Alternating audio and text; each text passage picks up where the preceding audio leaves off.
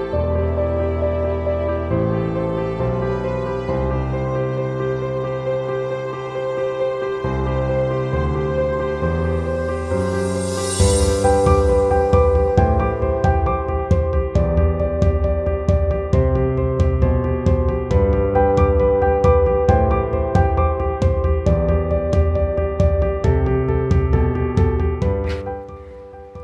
and welcome to your TV show Identities Umhlobo, your TV show that talks about social, economic and political issues.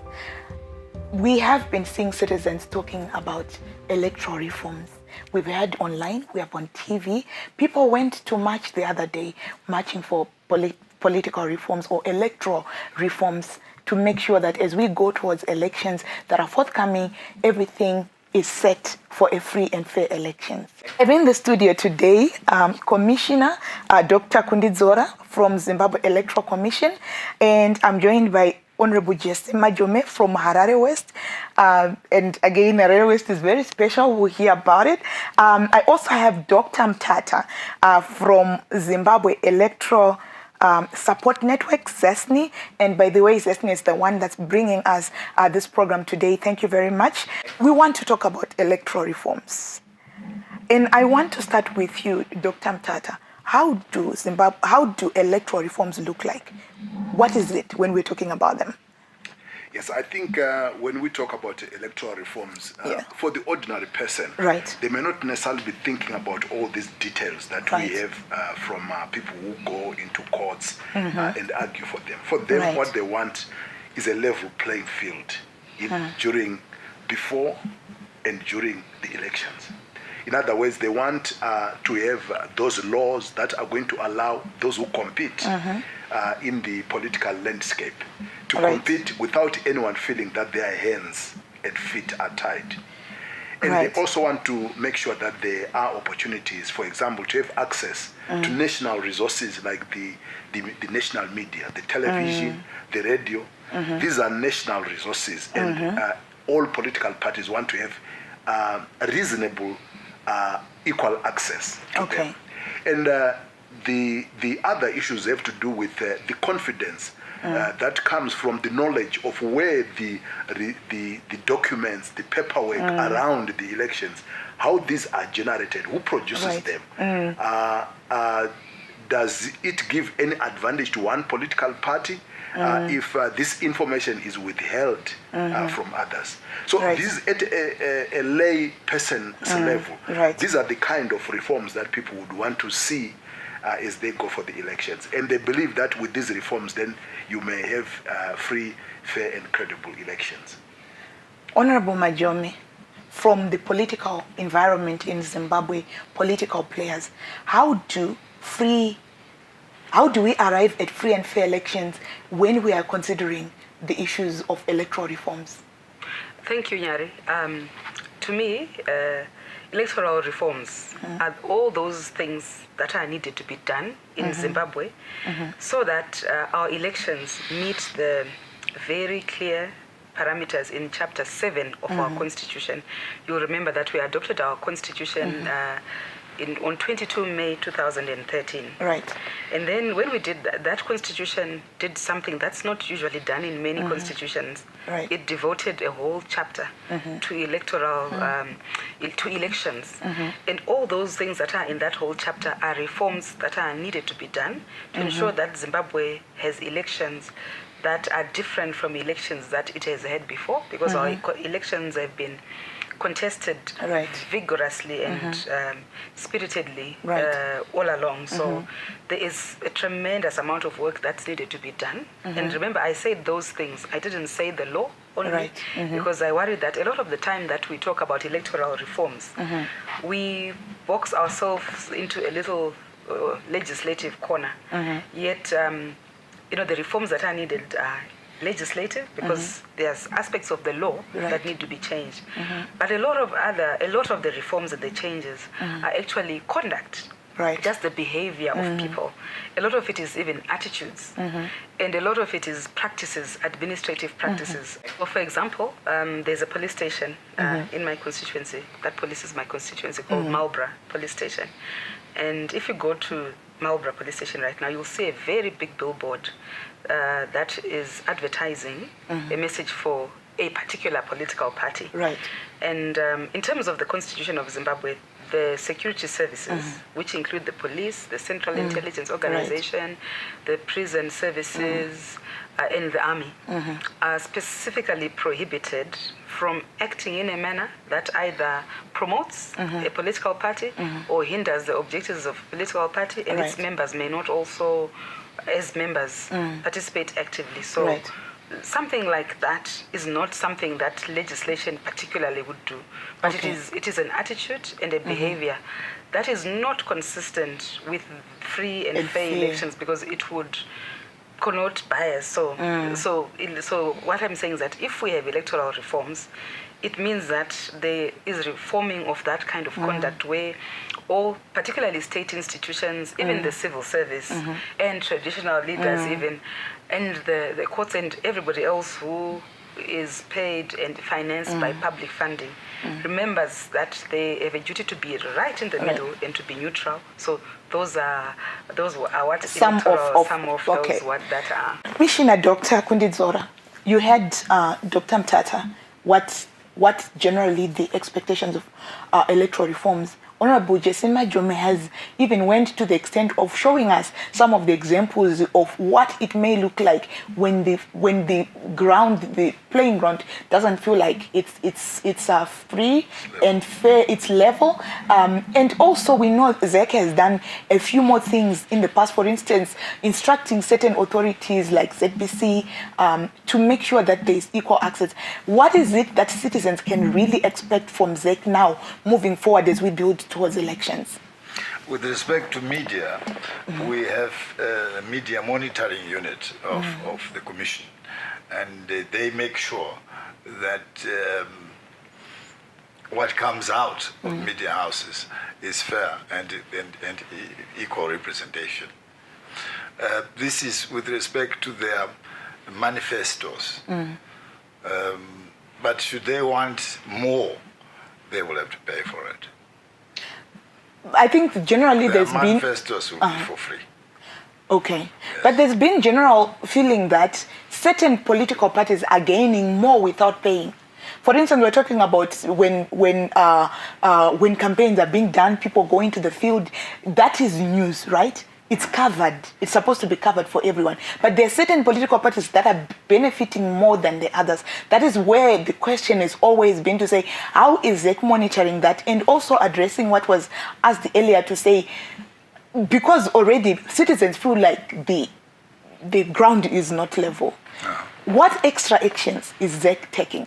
There is already, as I said, a media monitoring unit of the Commission. And they have gadgets, they have a whole room busy monitoring what's going on. Right. And if there's any media house which goes off the track, or either gives somebody else more time than others, they will be talked to and told to remedy it. In the event that that hasn't happened, because I think generally there's been complaints, so to speak, that, as I mentioned, certain political parties are benefiting more.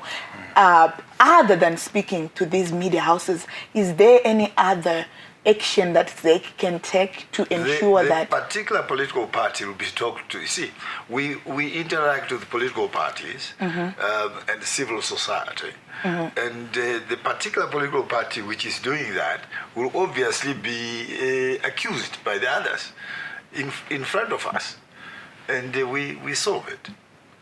For these and more views, contact us on WhatsApp, on our Facebook platform, as you can see on the screens. Let's continue the discussion. Stay with us.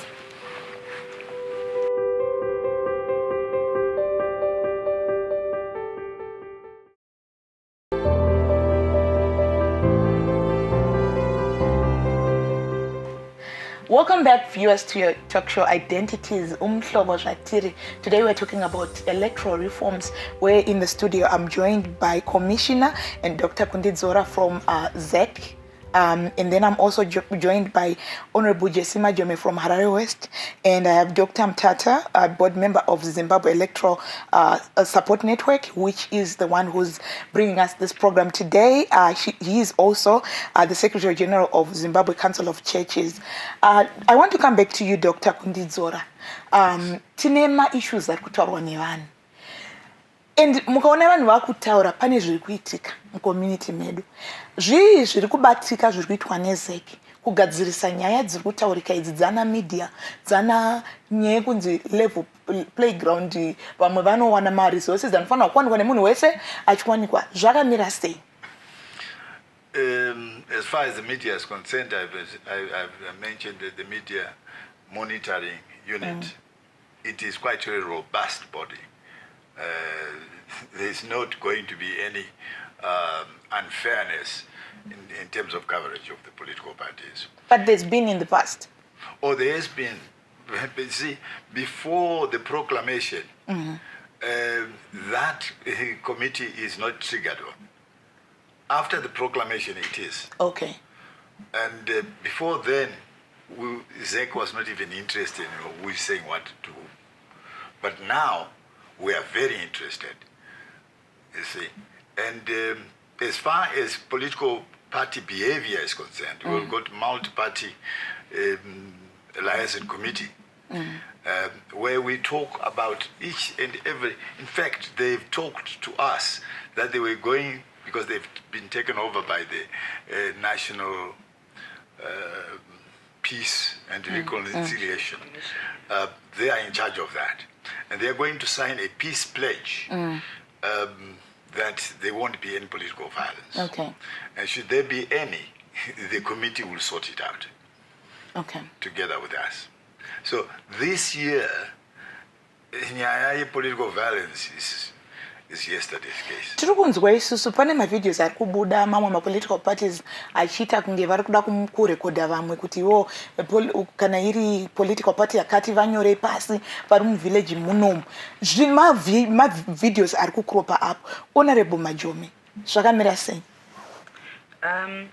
Pane kunyuta kwakawanda kune vanhu vazhinji vanoda kuvhota nevanoda kuvhoterwa vari mapati vasiri nemaitirwo anoita maelections. Sezvamambotaura kuti pane vamwe vanenge vana vekwaMaiguru munyaya dzamaelection vamwe vese vane vekwana Mainini vanongoramba vachizongowanawo zvavanowana.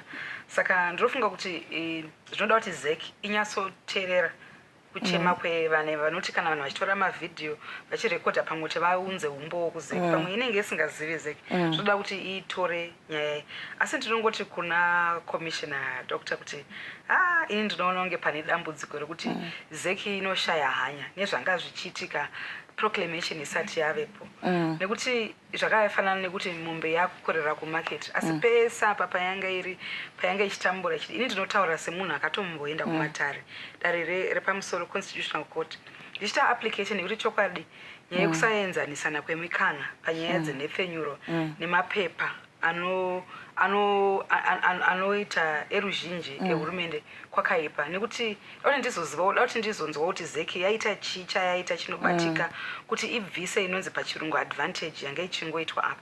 Kana nanhasi kuti hongu mungangoongorora momonita, asi kana mazviona mazino ane ZEC inawo here mazino ZEC inozoenda here kunhepfenyuro, nokuti ndanzwa vachiti hanzi vanotaura nemapolitical party, asi handifungi kuti mapolitical party zvinobetsera nokuti vamwe havasiriwo kana independent kuti iyo ZEC hongu mungamonita, asi kana mamonita muti chinazvo matano ndeapi amuri kutora maybe ZEC vangatiudze izvozvo kuti vachereka komba vapfire vati po hatichazviita. ZBC inotoudzwa kunzi because you have covered so much on this one, then ipavese. Honorable Majome, you heard what ZEC said and you just touched on it. ZEC has just said they are content just as soon as proclamation is done on media and probably everything else. What is the law saying? The law says that ZEC must go beyond the proclamation period. The law, that chapter 7 says that ZEC must ensure it's an independent commission. Right. It must apply the letter and the spirit of the Constitution. And ZEC knows very well that elections are a cycle. They are not an event. It is a process. Right. So it has a duty to make sure that it irons out the unevenness all year round, all cycle through, not just the elections. It must do more. Mutemo uri kukubata idoctor kundidzora nesangano renyu rezec. I think these are some of the things we want to go back to the drawing board.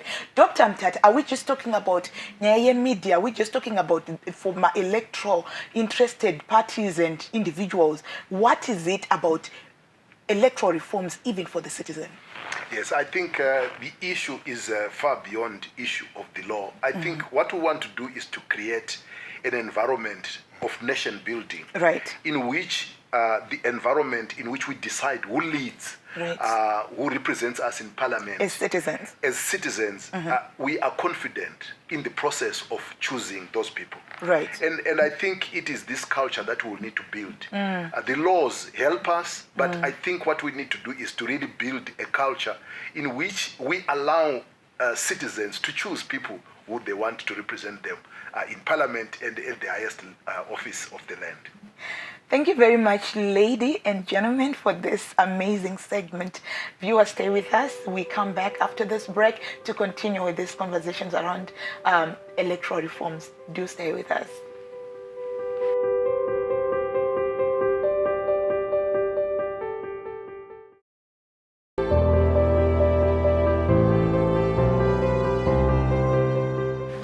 Welcome back, citizens and viewers, to our program IDentities Umhlobo, your show that talks about your social, economic and political issues. We are saying the citizens have to have a voice, have to be involved with what is happening.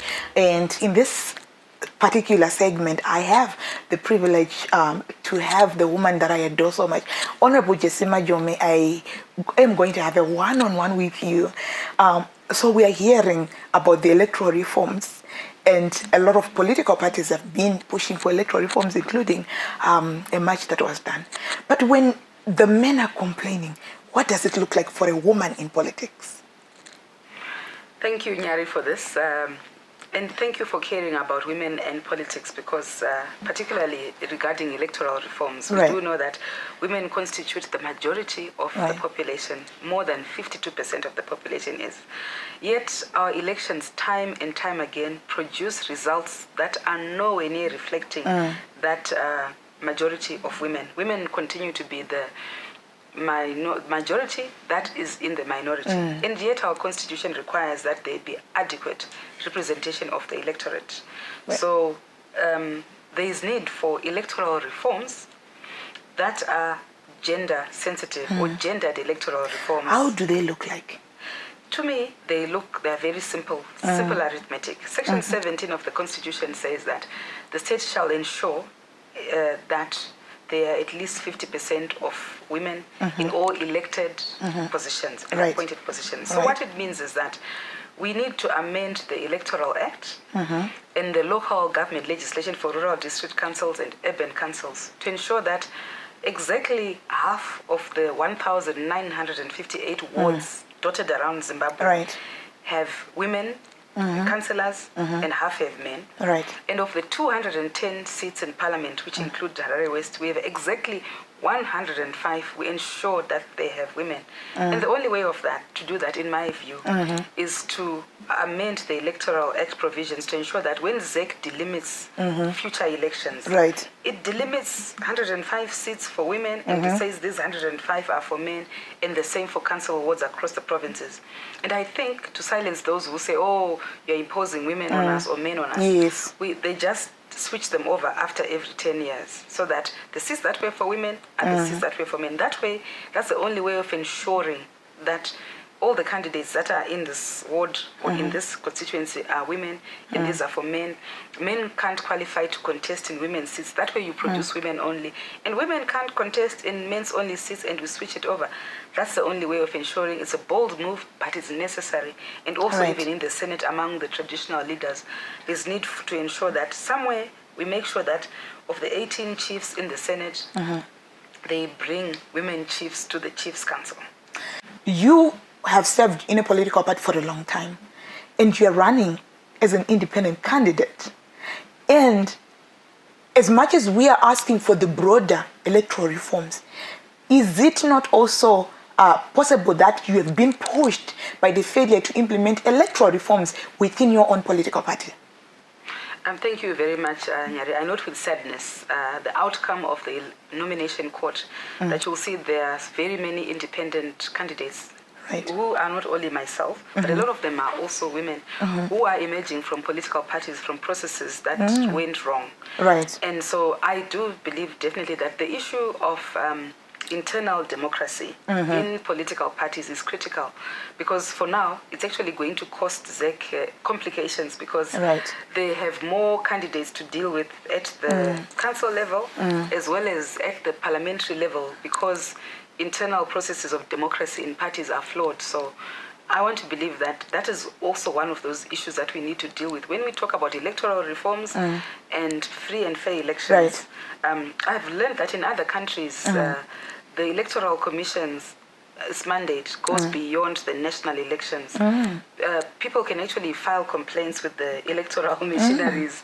I heard in Gambia, for example, that look, internal democracy in parties has not been well, and the electoral commission can do something about it. But maybe our ZEC has a lot to chew. But the fact is, charity begins at home. Exactly. We need to draw the line of free and fair elections at home and carry it through, because and then demand for and also for women also, because we need to increase the numbers of women. There's need for reforms that ensure that political parties multiply rather than subtract the numbers of women, because they are so very few, and that they practice more democratic processes. I'm running as an independent because something went wrong on the in your own political party. So we had it from Honorable Jessie Majome, had it from the gentleman from ZEC, from ZESN, and obviously was representing ZCC as well. The demands of citizens around electoral reforms. But I think also what we had that is clear is that women are requiring electoral reforms as well from the political party positions as well as nationally, and so that we can all enjoy free and fair elections. It is the time again, citizens, where we get into the citizens' views.